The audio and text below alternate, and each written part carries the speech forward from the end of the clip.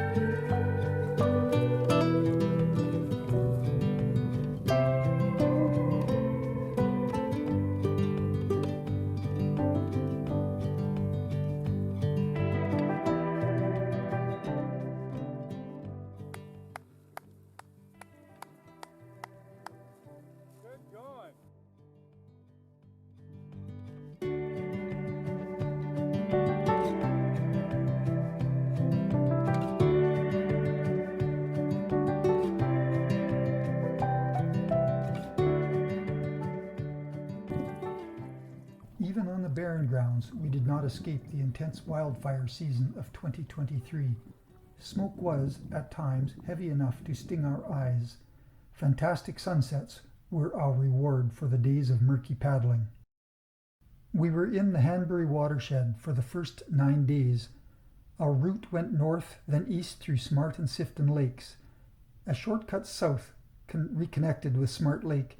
This was short in distance, but entailed several portages over atrocious terrain comprised of swamp, tussocks, and boulders. Our compensation was a picturesque esker near Smart Lake, where we camped and spent a morning wandering the crest.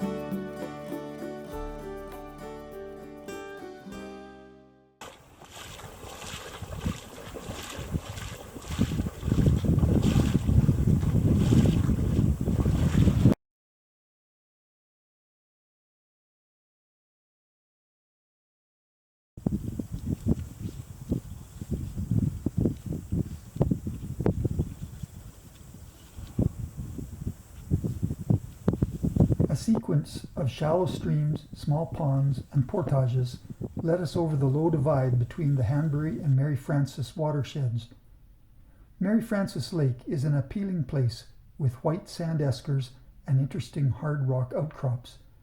We enjoyed mirror calm conditions to traverse the lake.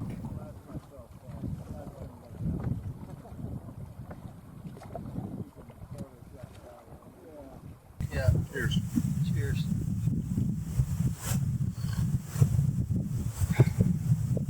So what do you guys think of this esker? Pretty nice.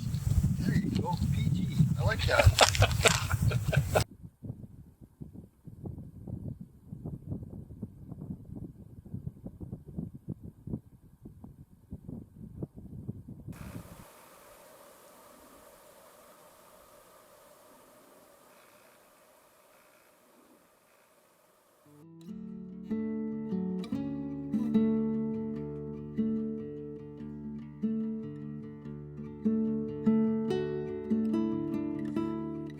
Spring 2023 came early to the north. By our arrival, flowers had wrapped up their annual festivities and birds no longer sang their territorial songs. On the positive side, blueberries and cloudberries were ripe and biting insects much reduced. Abundant bunches of red cranberries decorated the tundra in lieu of flowers.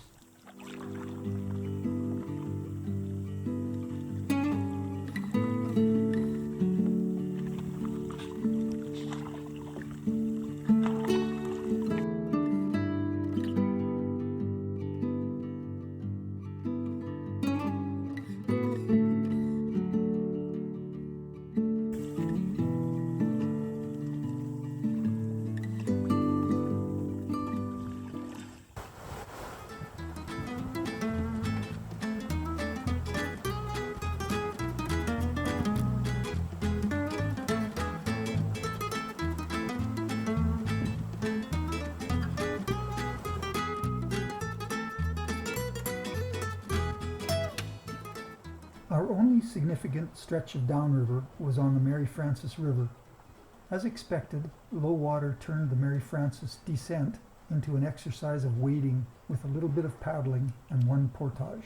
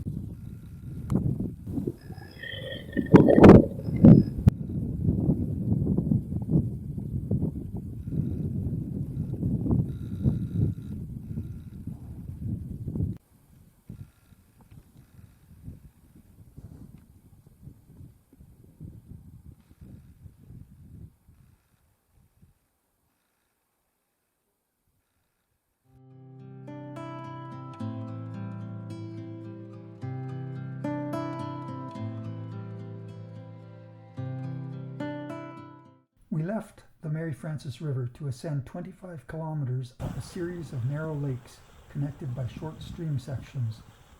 Some of the creek sections were deep enough to paddle, others required wading, and a few were portaged.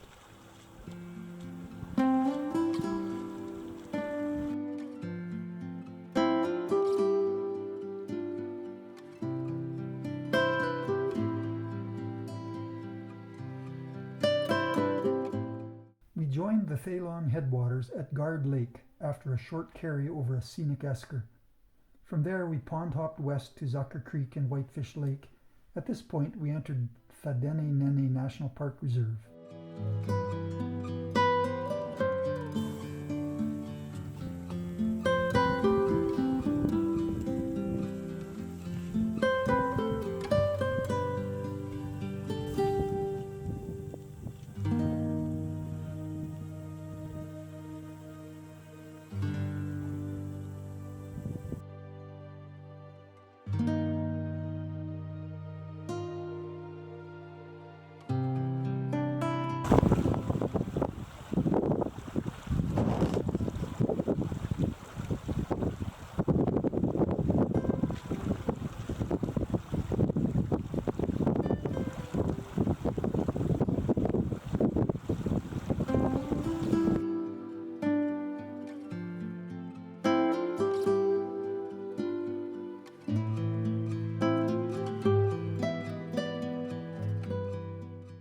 Sandy eskers along the north shore of Whitefish Lake invited exploration on foot.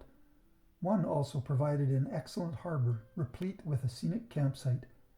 By this point of the trip, night was dark enough for the aurora to appear.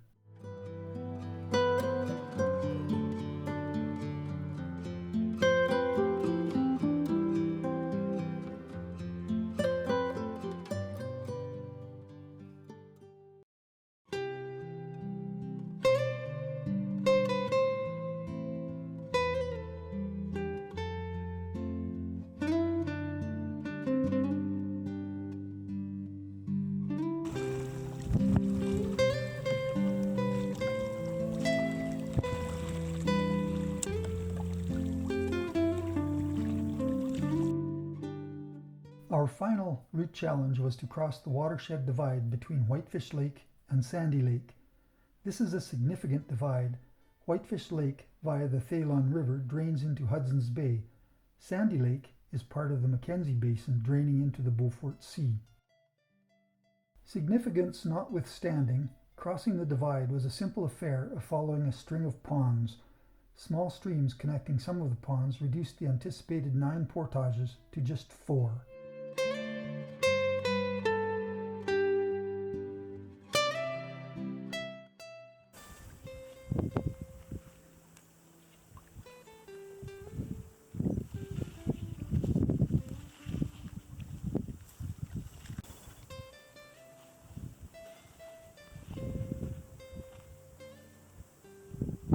Are you enjoying yourself? I sure am.